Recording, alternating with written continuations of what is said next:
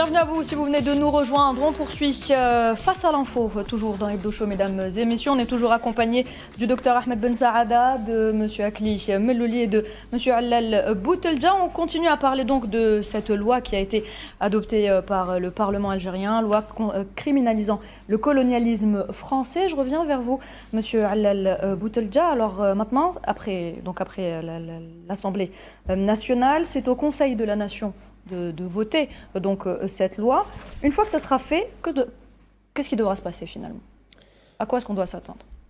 Bon, selon bien sûr la loi interne au Parlement et aux relations avec le gouvernement, dès le vote par l'Assemblée populaire nationale, la loi elle est transmise à nos confrères du Sénat. Elle sera débattue, aussi votée. Dès qu'elle est adoptée, bien sûr, il y a M. le Président de la République qui doit signer la loi et elle est publiée directement sur le journal officiel. Dès que la loi est publiée sur le journal officiel, elle est applicable et que l'État et que le gouvernement passent à l'action pour bien sûr assurer l'application des articles de la loi. C'est aussi simple que ça, que nos amis qui sont en train de réagir de l'autre côté de la Méditerranée se préparent pour un combat légal et voire juridique pour que la France présente des excuses et reconnaître ces crimes commis en Algérie. Badis, vous pensez que la France pourrait reconnaître justement ces crimes? Dans l'état actuel des choses, non. Pour la bonne et simple raison, effectivement, il y a eu un hold-up sur la vision politique de la France. Les rejetons de l'OAS, excusez-moi l'expression, sont à la manœuvre. Mais pire que ça, c'est qu'aujourd'hui, nous avons, y compris la qualification de l'acte hostile, d'un acte souverain où le Parlement a légiféré et, par voie de conséquence, le Parlement qui représente qui? Qui représente le peuple algérien. Absolument. Dignement. Donc on voit bien qu'effectivement, c'est le deux poids mesures mémoriel. Et ce qui est marrant, c'est que la France qualifie cela, en tout cas, de rente mémorielle. Qui fait de la rente mémorielle quand on légifère, par exemple, sur la loi de 23 février 2005?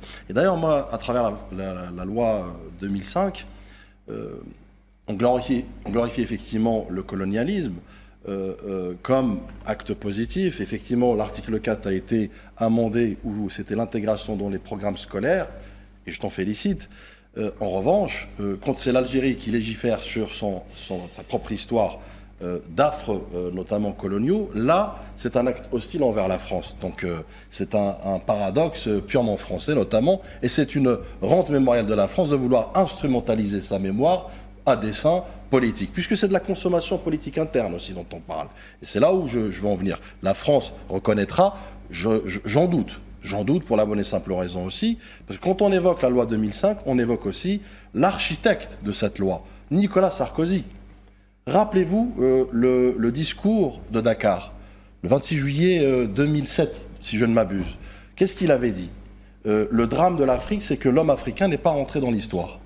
Qu'est-ce que ça veut dire? C'est une totale déresponsabilisation de la France en matière de colonisation, mais pire que ça, c'est rejeter la faute à l'Africain. C'est ce qui est le plus grave. Donc c'est une doctrine sarkozyste qu'on est en train de vivre aujourd'hui, à savoir ne jamais reconnaître, ne jamais se repentir, effectivement à travers des affres, à travers des faits et seulement des faits dont aujourd'hui cette loi met en exergue. Et puis il y a aussi un autre élément, le droit international n'interdit pas le principe à un État de qualifier un fait historique notamment de colonisation, y compris contre un État, une puissance coloniale. Donc on voit bien qu'effectivement il y a ce deux poids deux mesures, il y a cette interprétation pernicieuse de la part de la France officielle et officieuse, je suis désolé de le dire, le porte-parole du Quai d'Orsay, c'est la France officielle. Oui. Donc tant que la France considère, en tout cas, ou ne traite pas l'Algérie d'égal à égal, on ne peut avoir d'embellie ou de réchauffement. Et tant que la France instrumentalise l'Algérie pour des fins quand on parle de politique, y compris aussi de médiatique. Les médias aujourd'hui ne sont plus dans une perspective éditoriale journalistique, mais plutôt éditoriale idéologique. Idéologique à dessein, notamment pour pouvoir casser le narratif algérien. Et moi, je reviens un peu sur ce que vous avez dit, docteur, tout à l'heure. Vous savez, on parle de l'Algérie, ils n'ont pas accepté l'indépendance de l'Algérie. Moi, j'irai plus loin.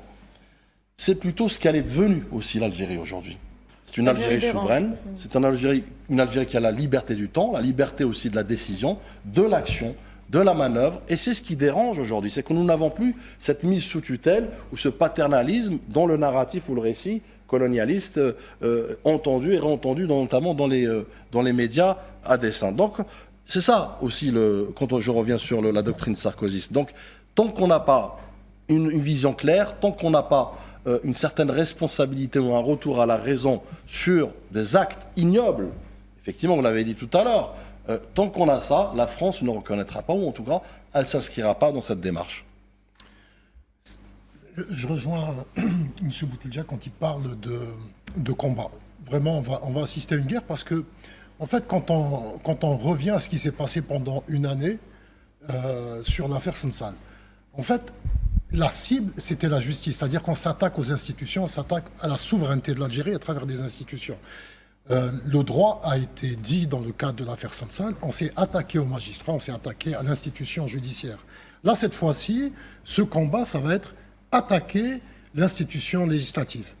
Donc c'est ça qui va être terrible, je vais dire, cette fois-ci, c'est-à-dire qu'on va remettre en cause une des institutions essentielles de l'Algérie, souveraine, en s'attaquant directement aux deux chambres du Parlement. Tout à l'heure, on en discutait cet après-midi. Moi, ce que j'avais constaté, c'est qu'au moment où cette loi a été présentée, débattue, les médias en France, en fait, n'ont pratiquement rien dit. C'est-à-dire que c'est quasiment passé sous silence.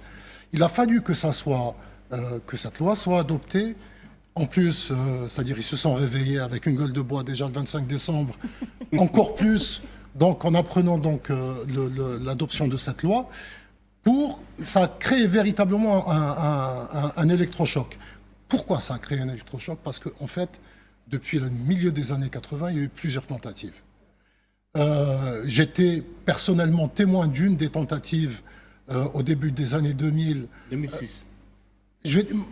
Personnellement, quand je dis personnellement, en fait 2006, oui, mais à travers une fondation, c'était la fondation du 8 mai 45 qui avait déposé donc des dossiers auprès des deux chambres du Parlement, auprès des bureaux à l'époque, pour essayer de dire bougez-vous, il faut absolument qu'il y ait cette loi. Et bien sûr, ça a été totalement, c'est passé, je veux dire, il faut le dire, c'est passé à la trappe. Sauf qu'en 2025, les choses ont totalement changé. Et là, c'est pour ça que je pense que ça a créé véritablement un électrochoc en France. Et ils ont encore du mal, la classe politique a encore du mal en France, les médias aussi, à comprendre ce qui s'est passé. Et je pense que effectivement, dès que la loi sera promulguée, il faut s'attendre effectivement à une guerre, à un combat. En France, quand il y a eu la loi Guesso, qui interdit de critiquer l'Holocauste. Si vous critiquez l'Holocauste, vous allez... Oui, les négationnismes, vous allez payer 45 000 € et même des peines d'emprisonnement. Personne à l'époque n'avait dit qu'il y avait une hostilité, bien que ça ferme le débat sur l'histoire. C'est la seule loi qui existe au monde, la loi Guesson. Maintenant, pour ce qui est réclamé par le Parlement algérien, c'est vrai que vous avez raison, ça sera un combat juridique, ça sera un combat politique, ça sera un combat diplomatique, parce qu'il faut s'attendre à ce qui fait peur, notamment on a lu un peu dans la presse française, ce qui fait peur, c'est que pensera l'Afrique de ça, parce que c'est le continent qui a le plus souffert du colonialisme, avec l'Amérique du Sud, et également une partie de l'Asie. Ça peut créer une opinion publique mondiale, maintenant qu'on parle du Sud global, contre les anciens colonisateurs qui n'ont jamais payé pour leurs crimes, parce qu'ils sont très nombreux. Les crimes en Algérie ont commencé en 1830 et pas en 1954. Et M. Abdel Saad a bien rappelé les lettres honteuse de Montaignac. Il y avait Clausel, il y avait la Mauricière, il y avait Bugeaud, il y avait tous ces généraux qui étaient en guerre et qui massacraient les Algériens, qui écrivaient et qui considéraient ça comme des actes de guerre. Maintenant, ce que réclame l'Algérie, c'est d'abord la reconnaissance avant l'indemnisation. Et je rappellerai seulement une phrase du président Abdelmejid Tebboune dite en décembre 2024, il y a une année. La valeur de nos martyrs, de nos shuhada, tombés durant la résistance et la glorieuse révolution de libération est bien plus précieuse que des milliards de dollars. Je ne demande pas à l'ancien colonisateur des réparations matérielles, mais la reconnaissance de ses crimes. C'est ça ce qui est réclamé notamment à travers cette loi. C'est vrai que quand on lit la loi, on détaille un peu ce qui est réclamé, notamment la restitution des archives. La France considère les archives comme les archives de souveraineté. Alors qu'il y a aussi les biens culturels qui ont été pillés. Il y a aussi d'autres les sites nucléaires, etc. Mais je suis d'accord avec vous que ça sera vraiment un combat de longue haleine. Il y a maintenant le Parlement algérien qui représente l'ensemble des Algériens, va appuyer ce combat. Le fait qu'on nous accuse de jouer avec la rente mémorielle, c'est-à-dire que nos dirigeants utilisent l'histoire ou le colonialisme comme étant un fonds de commerce politique. Alors qu'en France, c'est bien la France qui est en train d'utiliser son propre histoire pour justement clouer des becs ou interdire à ce qu'il y ait un autre débat autre que celle qu'elle cherche. Mais en réalité, la question de la colonisation n'est pas tributaire, elle ne relève pas des autorités, elle est populaire parce que chaque Algérien a perdu au moins un proche ou toutes les familles algériennes ont perdu des proches, ont eu des martyrs, des chouhadas. C'est que l'histoire de la colonisation, elle est interdite pour les Algériens lorsqu'elle met la France devant ses responsabilités historiques. Parce que ce que refuse la France, c'est de se regarder dans le miroir. Parce que la France a toujours véhiculé l'image d'un pays qui est porteur de civilisation et de lumière. Mais c'est cela. Et quand on voit les atrocités commises en Algérie, on découvre quelle est cette France. En réalité, c'est un pays d'assassins, de criminels. Les premiers colons qui sont venus ici en Algérie, c'était des assassins, des bagnards. Donc aujourd'hui, il est nécessaire de le rappeler. Et bien sûr, espérons que ça va faire effet de boomerang dans les pays africains qui vont prendre l'exemple de l'Algérie et aller dans cette démarche de rendre la France comptable de ses crimes devant l'histoire. Justement, Akli Melloli, est-ce que vous pensez... Oui, rebondissez, après j'ai une question à monsieur... Tout à l'heure, effectivement, cette rente mémorielle dont on est accusé, que la France affiche clairement et qu'elle, par contre, elle ne peut pas s'en priver. Et pire que ça, c'est que non seulement elle nous accuse de cela, mais elle nous accuse aussi d'utiliser cela pour cacher nos échecs. Or, aujourd'hui, les échecs, ils sont en France. Échecs économiques, sociétaux, politiques. Il y a une crise politique aiguë. Il y a une instabilité politique, sauf que l'Algérie, elle, son économie, elle est en pleine émergence et en plein essor. L'Algérie est souveraine dans ses décisions. L'Algérie est la boussole, notamment d'une certaine diplomatie vertueuse, nous l'avons vu à travers l'Afrique, à travers le Sud global. Donc, qui finalement cache son échec ? Moi, je voulais juste parler par rapport aux anciennes tentatives. Pourquoi les médias français sont restés sans réaction après les débats avant que la loi soit adoptée? Je pense qu'ils rêvaient ou qu'ils s'attendaient à une décision de blocage du processus de l'adoption de projet de la loi.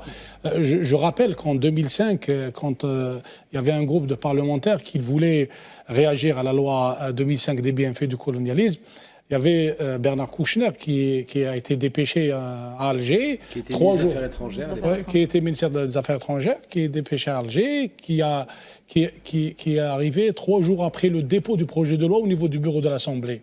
Il est revenu en France le lendemain pour déclarer que son ami, le Premier ministre algérien, lui a garanti que cette loi ne verra jamais le jour.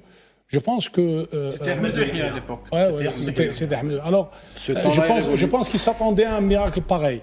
Pour rejoindre un petit peu ce qu'a dit M. Metaoui par rapport aux déclarations de M. le Président de la République, c'était le discours devant les 2 chambres du Parlement l'année passée. Mais en regardant, en lisant la loi, on a haussé le temps. On est passé de la reconnaissance à la présentation des excuses.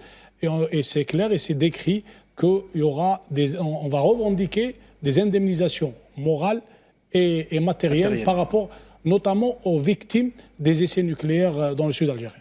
Très bien. Akli Melloli, est-ce que vous pensez que la France aujourd'hui est prête à reconnaître ces crimes ? Alors moi je voudrais juste rectifier quelque chose parce que je pense qu'il faut faire attention de ne pas être dans l'angélisme pour un côté. Parce que moi, je ne sais pas à qui on parle, ou alors on fait un débat, ou alors on est là pour vendre un produit. Moi, je n'ai pas de produit à vendre. Je dis, il y a des choses à améliorer, il y a des regards à partager. Je sais quand on dit la France est un pays de criminels assassins. Non, la France, non. Il y a des criminels assassins de la France coloniale, ceux qui ont commis. Parce que sinon, quand on amalgame tout le monde, on ne peut pas avoir de débat serein. C'est-à-dire qu'on rentre dans une opposition. C'est quoi l'objectif qui est recherché ? Aujourd'hui, cette loi peut être effectivement un levier de discussion pour amorcer les choses. D'ailleurs, d'autres l'ont bloqué, mais c'est pas la France, c'est des gens ici qui l'ont bloqué. Donc il y a des résistances de part et d'autre, il pourrait y avoir des résistances. Donc il faut faire attention de ne pas toujours voir les choses sous un seul prisme. Une montagne, elle a 2 versants. Donc moi, quand je dis ça, je dis ça parce que je pense que si l'important c'est de convaincre et que aujourd'hui cette loi, est-ce que d'autres leur emboîtent le pas? C'est ça. D'ailleurs, je crois que à l'Union africaine ils y travaillent. Parce que vous voyez qu'on suit ce qui se passe dans le monde. Je crois qu'à l'Union africaine, ils y travaillent. Mais il est normal qu'il y ait cette reconnaissance. Ça peut être un levier. Après, la question des modalités, des ceci, je pense qu'il faut ouvrir le débat. Moi, en ce qui me concerne, je pense qu'il est temps d'ouvrir le débat. Il est temps, effectivement, je le dis, parce qu'aujourd'hui, et d'ailleurs, ça n'a pas touché que l'Algérie, cette affaire. Ça a touché aussi la France. Il faut quand même savoir que l'OAS, quand elle est repartie en France, elle a voulu faire en France des catastrophes, des dégâts, et d'ailleurs, ils ont même voulu assassiner le général de Gaulle. Vous vous souvenez quand même, il faut quand même reconnaître aussi ça. Et qu'est-ce qui a jugulé, qu'est-ce qu'a dû faire le général de Gaulle? Il a dû prononcer une peine, ils ont condamné à mort Rouault pour justement faire baisser les armes à Salan et d'autres. Donc, c'est quelque chose qui est quand même très douloureux, qui touche beaucoup de monde et qui est très douloureux pour l'Algérie parce que c'est quand même les premiers qui ont subi ça, c'est les Algériens. C'est-à-dire que quand on parle, ils ont fait des routes, ils ont fait ceci. Non, ils l'ont fait pour ceux qui vivaient. D'ailleurs, à un moment, je crois qu'à Alger, il y avait 220 000 originaires de Métropole France, tout ça, et il restait que 170 000, il y avait que 170 000. Donc c'était une colonie de peuplement. C'est-à-dire qu'en fait, ceux qui aujourd'hui dénoncent le grand remplacement, c'est ce qu'ils faisaient en Algérie. Donc en fait, c'est le retour c'est un vrai retour. Ils arrivent même à transformer les choses pour faire en sorte, pour vous rendre, vous, les victimes coupables, et pour effectivement aussi déshumaniser. Et on le voit bien passer. Le problème, c'est de déshumaniser. Et pour Sarkozy, comme a dit Badis, ce qui est plus grave, c'est qu'en fait, il a infantilisé les Africains. Oui. Et quand vous infantilisez, vous pensez que vous êtes supérieur, donc il a remis une pièce dans la supériorité. Et c'est sur ces mécanismes-là que se crée le colonialisme, que se crée l'esclavagisme, etc. C'est-à-dire que des gens se pensent supérieurs à d'autres. Mais aujourd'hui, des gens, vous l'avez dit, moi je partage, quand le droit international est la matrice, effectivement, l'Algérie a le droit de demander, et ça fait partie du droit. Donc c'est des leviers juridiques qu'il faut utiliser. Mais moi, je pense que le débat est ouvert. Et sur ce que disait aussi Mehdi par rapport à... C'est bien qu'il ait précisé que c'était la niche RN, parce que les gens pensent que c'est une loi, c'est une résolution, elle n'est pas contraignante. Il y a le seul qui pourrait la mettre en œuvre, comme c'est voté dans ce cadre-là, parce que on ne va pas faire un débat technique pour ceux qui le regardent, mais il faudrait que ce soit le président Macron qui la promulgue. Ce qui, je pense, il ne fera pas. Oui. Et d'ailleurs, on peut se poser aussi la question, et je parlais comment les choses ont diffusé, comment se fait-il que des parlementaires avaient piscine ce jour-là? Parce que le problème, c'est ça qui m'inquiète le plus. C'est l'absentéisme. Ce qui m'inquiète le plus, c'est l'absence, c'est l'absentéisme. Parce que comme si ce n'était pas un sujet sérieux, c'est qu'en fait, aujourd'hui, les gens actaient sur les accords de 68, que les accords de 68, c'était derrière nous. Alors que justement, on peut aujourd'hui dire ce qu'on veut sur les accords de 68. C'est exact. Et moi, je peux définir, j'y viendrai si ça vous intéresse, mais en réalité, c'est le trait d'union, en fait, de cette histoire. Au-delà de ça, parce que c'est ce qui découle des accords d'Évian. Même s'ils ont été retouchés 3 fois depuis 68. Ils sont vidés de leur sens actuellement. Oui, ils sont vidés de leur sens dans la pratique, mais ça reste le trait d'union. Ça reste quelque chose de symbolique. C'est symbolique. Voilà, c'est très mauvais et c'est très bon. C'est très bon sur le fait que les Algériens n'ont pas eu le même traitement, et c'est aussi, ça rappelle un peu aussi l'histoire. Donc c'est de regarder. Après, sur ce qu'il y a dans la loi de 68, c'était quoi les avantages réels pour les Algériens? C'était, et si vous voulez qu'on en parle, c'était la carte de résidence renouvelable de façon express. Ce qui n'est plus le cas. Ce qui n'est plus le cas. Aujourd'hui, vous pouvez vous retrouver au QTF avec une carte de résidence. Donc c'est ce qui n'est plus le cas, parce que du coup, d'ailleurs, les changements, le regroupement familial, qui n'est plus le cas, parce qu'en fait, aujourd'hui, les Algériens, c'est même pire, les exigences, ils doivent avoir un logement et un salaire qui soit conforme à ce regroupement familial, alors que c'était un dû dans ces accords. Mais pourquoi ils ont eu ça? C'est parce que c'est lié justement à ces accords d'Évian, à la possibilité pour la France de continuer à faire des essais nucléaires. En fait, l'accord de 68 masque d'autres accords qui concernent d'autres choses. Et d'ailleurs, c'est ça qu'il faut regarder. Parce qu'un accord... En l'occurrence, les essais nucléaires qui ont eu lieu jusqu'en 70. Voilà. Un accord, c'est bilatéral. Un accord, il faut être deux. Un accord ne peut pas être qu'en faveur. Là, le problème de ceux qui ont fait dénoncer ça, c'est qu'ils pensent que l'accord nous est favorable, ce qui n'est pas le cas. Et un accord, c'est deux. Il faut être deux pour faire un accord. Il est bilatéral. Donc il doit aussi. Bilatéral. Donc, si je te donne d'un côté, il faut que tu me donnes de l'autre. Donc on ne peut plus avoir une vision. Sinon, ça montre aussi, y compris sur l'accord de 68, leur vision coloniale. C'est-à-dire, on va imposer des choses à gérer. Vous n'allez rien leur imposer. Ils sont souverains, donc il faut discuter. Et donc, ces accords-là montrent aussi. Mais, du coup, ces accords, qu'est-ce qu'ils empêchent aussi? Le problème de ces accords, c'est que nos étudiants doivent avoir des autorisations pour travailler. Oui. C'est un parcours du combattant. C'est vrai. Ils peuvent travailler moins d'heures que les autres étudiants. Donc ils sont dans une grande précarité. Donc si c'est ça, c'est un avantage. Aujourd'hui, nos médecins et nos ingénieurs, pourquoi il y a moins d'informaticiens algériens alors qu'ils sont brillants sur le sol français? Parce qu'ils ne bénéficient pas de la carte talent que les autres ont.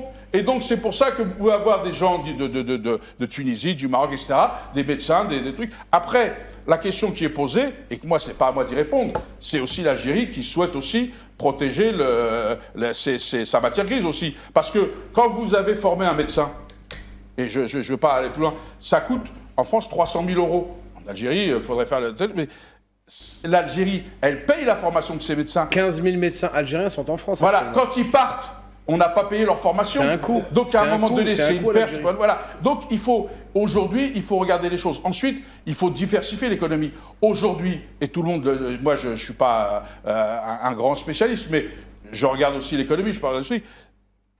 Il faut reconnaître que quand les coopérations fonctionnent entre la France et l'Algérie, c'est un levier très fort, justement, de développement pour l'Afrique et pour d'autres secteurs. Donc, la question, il faut aussi regarder, et d'ailleurs, c'est pas moi qui le dis, je les ai vus, je les ai rencontrés, les industriels français qui sont installés en Algérie le disent eux-mêmes. Donc, il faut qu'on arrive à faire, sur les deux rives, à faire en sorte que l'on se reparle.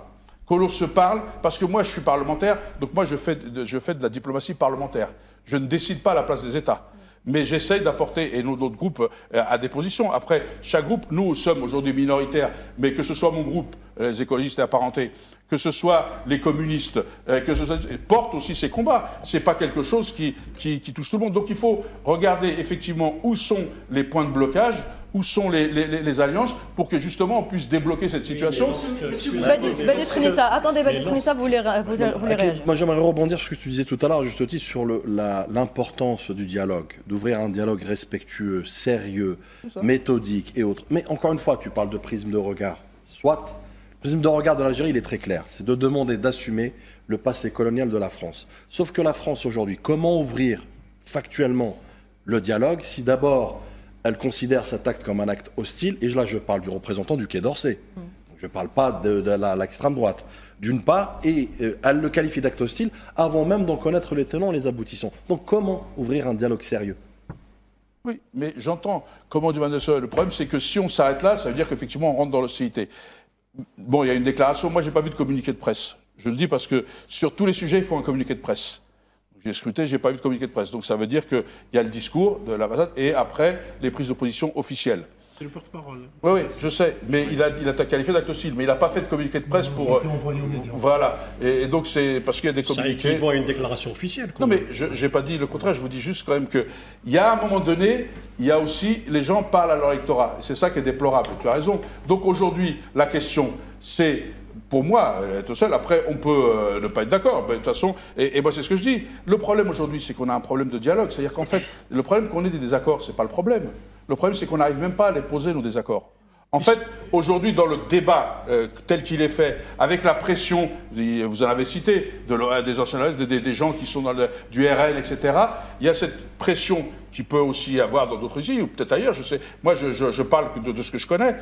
Et qui fait qu'aujourd'hui, tout le monde, on dirait que tout le monde a la volonté de tout casser. Mais je crois qu'à un moment donné, il y a eu des fois des médiations, il y a eu des fois des choses qui se font, et ça n'enlève rien à la responsabilité. Il faut faire attention. Quand je dis ça, je ne déresponsabilise personne, parce que vous savez, pour dialoguer et construire, il faut justement que tout le monde soit responsable. Que tout le monde assume, que ce soit c'est par clair comme c'est par sombre. Qui est important, il faut revenir au propos du président de la République. On a évoqué la question des débats, mais lorsqu'il parle de la question mémorielle, le président de la République évoque le fait que jusqu'à aujourd'hui, ce que nous recevons de la France, ce sont des gouttes contre gouttes. Ce n'est même pas des reconnaissances pour avoir à récupérer des crânes. Il a fallu des années travail d'arrache-pied. Et aujourd'hui, la priorité de la France... Oui, absolument. Mais aujourd'hui, la priorité pour des autorités françaises, ce sont les renvois la question des OQTF, la question sécuritaire, alors que la question bilatérale les plus importantes ne sont pas évoquées ou bien mises sous le tapis. Aujourd'hui, ce que demande, que ce soit le Quai d'Orsay ou bien l'Élysée, c'est le renvoi des Algériens, alors que ce n'est pas le sujet le plus important. Donc il y a d'autres sujets qu'il faut mettre sur le tapis, y compris la question mémorielle. Là-dessus, vous avez raison. La priorité en France et en Algérie n'est pas la même. Alors, ça dépend pour qui. Il y a le discours et la réalité. C'est-à-dire qu'en fait, aujourd'hui, ce qu'on a vu, et nous, on parle avec des chiffres, parce que, vous savez, moi, je suis obligé d'avancer, il faut poser des choses. On a regardé, l'Algérie ne fait pas moins bien que les autres. Elle a même parfois fait mieux. Donc, ce n'est pas des arguments qu'on peut lui ressortir. Ça aussi, il faut le dire. Et je pense qu'aujourd'hui, là, le problème qu'il y a, c'est qu'en fait, je me suis rendu compte que de l'autre côté, et quand je parle avec les gens ne connaissent pas l'Algérie, en fait. En fait, on est très proches, les gens connaissent mieux le Moyen-Orient, le Proche-Orient, etc., qu'ils ne connaissent les seus voisins de rive. Et ça, c'est peut-être aussi un impensé colonial. C'est-à-dire qu'à un moment, on ne s'intéresse pas à l'autre. Et moi, le rôle de la diplomatie parlementaire, c'est ce qu'on fait. Et on le fait avec nos collègues de l'Assemblée. Quand on les voit, on essaie de discuter. Ils viennent en France sur des sujets. On essaie de porter ce combat-là. Et c'est quand on disait qu'est-ce qu'on peut faire. En fait, si on est dans la méfiance et la défiance permanente, on ne trouvera pas de voie. Si on arrive quelquefois à dire, et c'est là où je dis, si cette loi, elle a été votée, elle est souveraine, ça peut être aussi un levier de reprendre des relations sur un autre sujet, de remettre les choses. Et souvent, les gens, là où ils voient les gens ont une difficulté à surmonter, les gens qui sont bâtisseurs se disent, ça peut être un levier, en fait, c'est comment... Et il y a longtemps, effectivement, moi je le dis, je ne sais pourquoi ça tombe là, mais vous l'avez dit, ça devrait être depuis très longtemps, puisque en réalité, cette question mémorielle pollue les relations depuis un moment. Et il a fallu, et avec l'Allemagne, il a fallu que cette question mémorielle avec l'Allemagne, et même je vais même plus loin, moi je peux prendre un exemple qui est quand même concret, vers chez moi à Kherrata, il y a un gars qui est parti combattre débarquement de Provence, pour la liberté, en 1945, pour la liberté, pour la liberté, donc ils ont débarqué, il a des états de service, il est devenu sergent-chef, médaillé, je vous en passe, c'est des meilleurs, il est rentré chez lui à Kherrata. Et il a cherché après sa famille. Il a cherché après sa famille, son père, ses frères et tout ça. Et sa famille a été décimée.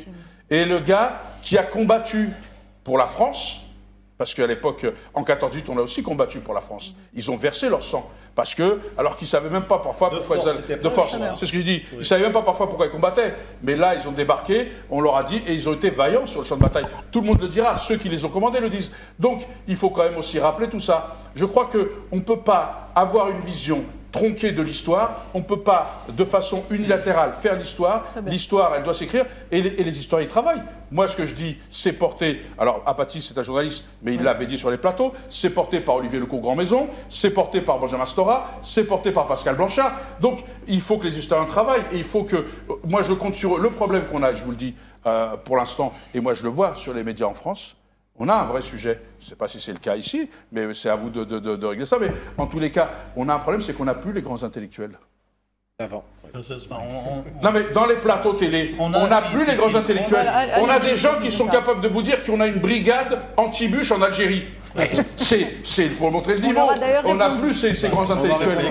Et donc, avant, dans ce genre de situation conflictuelle, etc., on avait des grands intellectuels qui venaient rappeler la matrice, l'étymologie, la symbolique, etc. Les choses. Et qui apportaient l'équilibre. C'est pour tous les sujets ou c'est juste pour le sujet Algérie? Pour tous les sujets, malheureusement. Pour tous les sujets. Ce serait juste pour le sujet Algérie. Parce qu'on a l'impression qu'il s'agit seulement des sujets concernant l'Algérie. Sur l'Algérie, c'est spécialisé. C'est CNews. Les musulmans, quand il s'agit d'Algérie. Alors, messieurs, je suis désolée, mais on est pris par le temps, messieurs. Je suis désolée, je vais donner le dernier mot à monsieur Ahmed Ben Saada, si vous voulez bien. Dit monsieur le sénateur, mais il y a des choses sur lesquelles je ne suis pas d'accord. Par exemple, quand il y a eu l'OS, les gens de l'OS ont été mis en prison, ils ont été graciés, et ils sont morts, je veux dire, de vieillesse. Je veux dire, ils n'ont pas été poursuivis, exactement. Autre chose, vous prenez des gens comme Ossares, par exemple, quand il est parti d'Algérie, il est parti former des militaires de la dictature brésilienne et de la dictature chilienne. Et ça, et d'Argentine. Ça se faisait sous le couvert du ministère le ministère de la guerre française dans ce temps-là. Et donc il y a quand même une responsabilité qui est beaucoup post-indépendance par rapport à nous. Autre chose, lorsque vous dites bon, l'Algérie doit faire son part, c'est que on dirait que il n'y a pas un agresseur et un agressé. Il y a un agresseur. La loi là, elle dit il y a un agresseur puis un agressé. L'Algérie n'a pas agressé. L'Algérie n'est pas allée coloniser la France. Autre chose, quand vous parlez par exemple de manque, en fait, le déclin. On a parlé tout à l'heure du déclin de la France. Mais le déclin de la France se fait par quoi?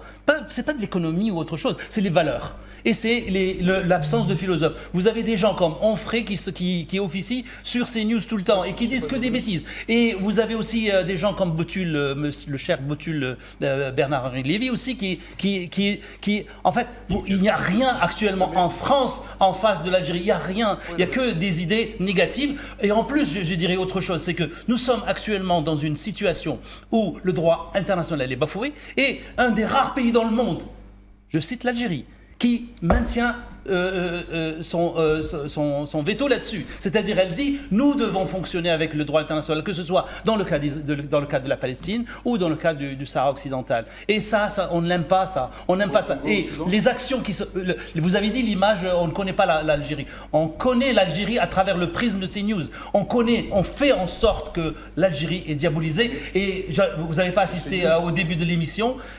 Je dis que les médias publics, étatiques français participent à cette diabolisation de l'Algérie. Qui a dit le contraire? Parce que vous me dites, moi je peux vous porter des accords, parce que vous me dites, vous faites une chose sur le truc. D'ailleurs, pour vous faire encore vous dire autre chose, vous avez oublié de dire qu'à l'époque, ceux qui prenaient fait et cause pour l'indépendance de l'Algérie, il y avait des gens comme Rocard et d'autres personnes qui sont aussi la France. Il y avait Yveton, il y avait Audin, il y a même de leur sang, il y avait les réseaux Janson. Donc quand on parle, il ne faut pas avoir un seul prisme, donc il faut regarder les choses telles qu'elles sont, l'histoire il faut la regarder en face. Et d'ailleurs même, je dis, il y avait Monseigneur Duval à l'époque, qui a été le ministre Lacoste, qui l'a traité, parce qu'il pensait que c'était le seul, qui l'a traité il l'avait appelé Mohamed Duval. La grande oui, mais après il l'appelait Mohamed Duval. Et Mohamed Duval, je dis ça parce qu'après c'est un jeu ou l'autre, mais Mohamed Duval, c'est parce que s'appeler Mohamed, pour eux, c'était rabaissé, donc ça vous montre. Mais tout ça, on peut le voir. Et le fait que, j'ai pas dit qu'ils avaient été absous de ça, je dis juste qu'il a été obligé de faire une condamnation pour donner un exemple, et qu'il a été victime aussi de ça. Et que ceux qui aujourd'hui se réclament du gaullisme